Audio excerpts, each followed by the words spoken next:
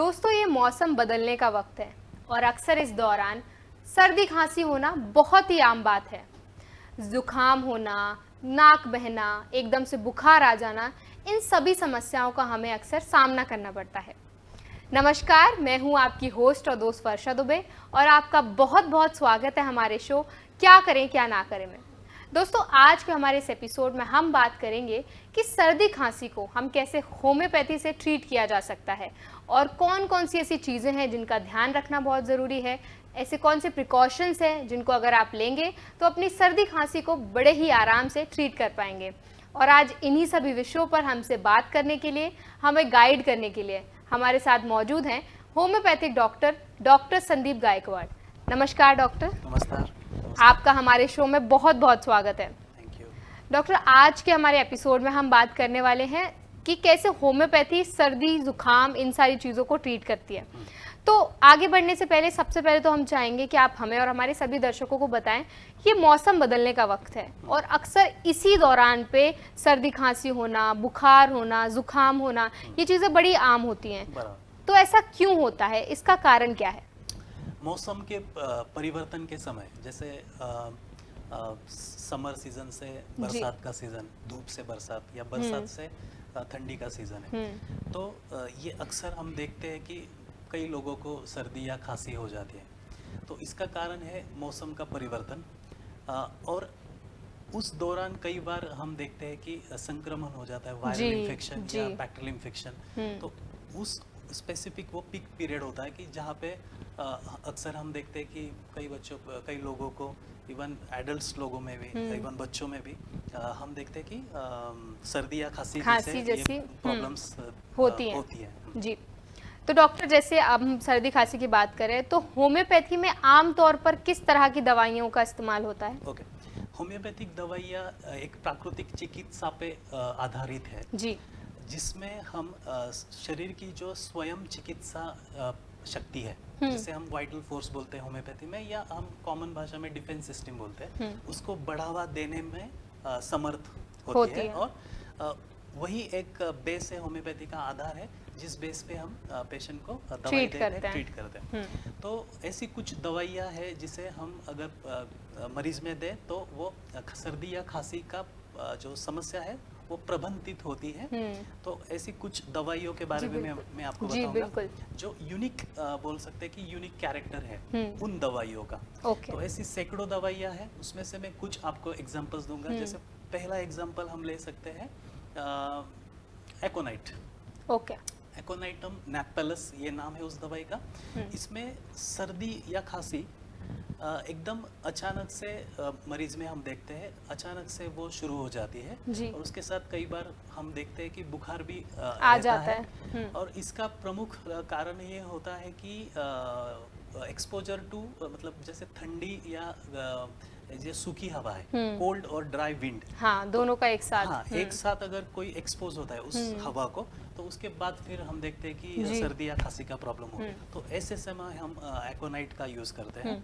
और इसमें यूनिकनेस क्या है फिर, तो ऐसे मरीजों में हम अक्सर पाते हैं कि उनका जो चेहरा है वो एकदम कंजेस्टेड है, लाल होता है और उसमें बहुत हाई फीवर होता है और उनके पूरे फुल बॉडी में एकदम इंटेंस बर्निंग होती है। और उसके साथ उनकी जो मेंटल साइकोलॉजी होती है वो ऐसी होती है कि उनको मृत्यु का फियर होता है, मृत्यु का डर होता है। और वो एक उनके अंदर से एक फीलिंग होती है कि कुछ घंटों बाद, 2 दिन में, 3 दिन में मेरा मृत्यु हो जाएगा, वो प्रिडिक्ट करते हैं। तो अक्सर ये जस्ट एक मानसिकता होती है उनकी।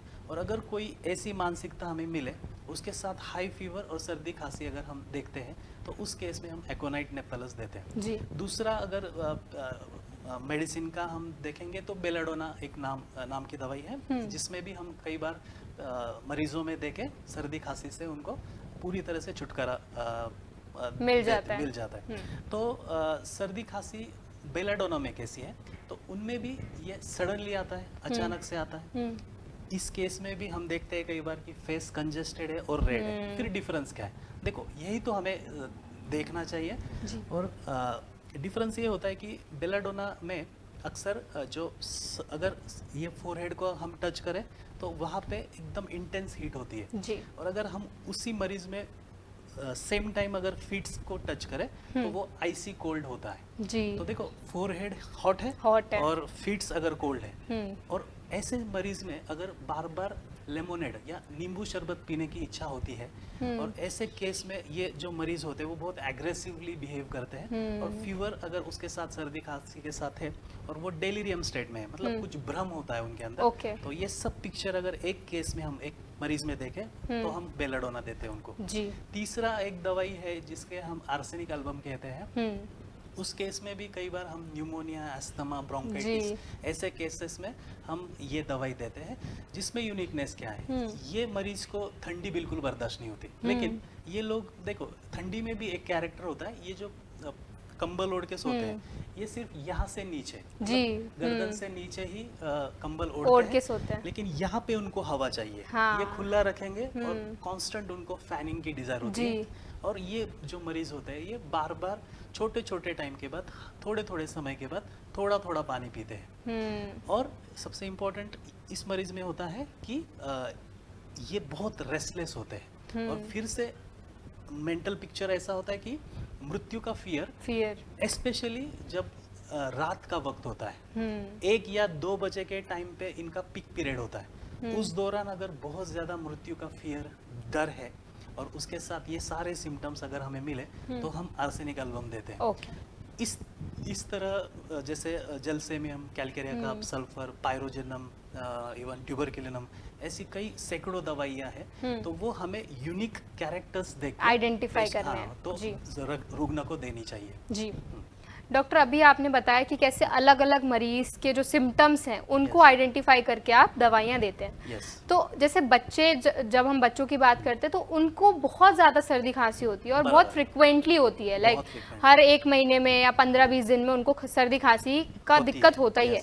तो उनके लिए किस तरह से मददगार है होम्योपैथी? सिमिलरली जैसे बड़े लोगों में हम होम्योपैथी दवाई चूज करते हैं, सिलेक्ट करते हैं, वैसे छोटे बच्चों में भी हम उसकी पूरी तरह से जांच करके गंभीरता से वो लक्षणों को कंसीडर करके फिर उस बेस पे हम बच्चों में भी दवाई देते हैं। कई सारे बच्चे आते हैं बुखार को लेके, सर्दी खांसी को लेके और बहुत आसानी से 3 दिन में, 4 दिन में, 1 हफ्ते के अंदर ये बच्चे सर्दी खांसी से छुटकारा पाते हैं, सिर्फ सिमिलिया सिमिलीबस क्यूरेंटर इस प्रिंसिपल को फॉलो करके।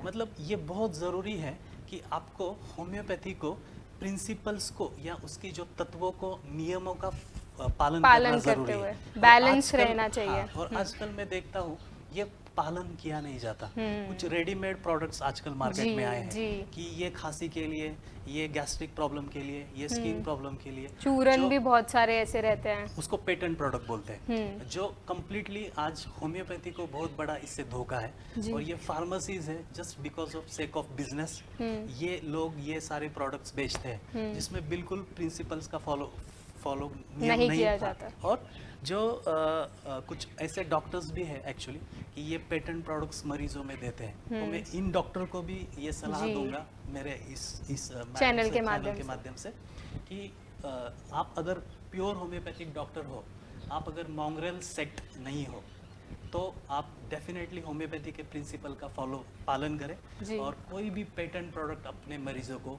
ना दें। बिल्कुल डॉक्टर, अभी आपने जिस तरह से बताया हमें कि जो जैसे पेटेंट प्रोडक्ट्स बहुत सारे हैं और बहुत से ऐसे डॉक्टर्स हैं जो खुद भी रिकमेंड करते हैं कि आप ये ले लो और आपका वो टेम्पररी, आपको एक कह सकते हैं हम कि टेम्पररी आपको राहत देता है, लेकिन परमानेंट जो कॉज है उस कारण का, जो उसका कारण है उसको ट्रीट नहीं करता। तो एक आगे बढ़ते हैं हम और इसी से संबंधित एक और सवाल है, जैसे आपने बुखार की बात भी की थी कि अगर किसी व्यक्ति को सर्दी जुकाम है तो कई बार देखने को मिलता है उनको बुखार भी आ जाता है। तो अगर उनको बुखार भी आ जाए तो उनको क्या अलग तरह से ट्रीट किया जाता है? हाँ, बुखार अगर सर्दी के साथ है तो उस बुखार को फिर यूनिकली ट्रीट किया जाता है। देखो फॉर एग्जांपल अभी लास्ट मंथ में मेरे पास एक केस आई थी, उनको बहुत हाई फीवर था। अब इस केस में मैंने जैसे आपको बताया कि उसका सर जो था वो बहुत हॉट था और उसके फीट में मैंने हाथ लगाया तो वो कोल्ड था। ओके, लेकिन मैंने फिर उनको बेलाडोना दी ठीक है, देखा एक दिन कुछ फायदा नहीं, सेकेंड डे मैंने देखा, दोपहर तक देखा, सेकेंड डे फिर आया, कुछ भी फायदा नहीं, फीवर था 104। ओह। अब देखो, यही कारागिरता है, यही एक कुशलता है होम्योपैथिक डॉक्टर की। फिर मैंने उनके पल्स को चेक किया और मैंने देखा कि इनका फीवर तो बहुत हाई है और पल्स उतना हाई नहीं जा रहा है। ओके। पल्स हार्डली उनका 97 98 तक था। तो ऐसे केस में फिर हम पायरोजनम देते हैं। तो ओके। देखिए, बेलाडोना जैसा सिम्टम है, सर भी एकदम बहुत भारी था, कंजेस्टेड था, हेडेक था, सेम बेलाडोना जैसे सिम्टम्स, लेकिन ये एक बहुत स्ट्रॉन्ग सिम्टम था। उस केस में सिर्फ मैंने एक प्रश्न पूछा मरीज को कि आपके स्टूल्स या यूरिन में कुछ स्मेल आता है क्या, ऑफेंसिव स्मेल? जी। तो उन्होंने बोला डेफिनेटली मेरे यूरिन में और स्टूल्स स्मेल में आता है। जब से मुझे सर्दी खांसी बुखार हुआ है तब से स्मेल आता है। मैंने पायरोजनम दिया उनको और हार्डली 6 घंटे के अंदर वो पूरी तरह से सर्दी खांसी और बुखार से ठीक हो गए। तो ये जो यूनिकनेस है, ये यूनिकनेस हमें डिफाइन करना है पेशेंट में, और उस बेस पे फिर अगर मेडिसिन दे तो वो डेफिनेटली ठीक हो सकता है। जी बिल्कुल डॉक्टर।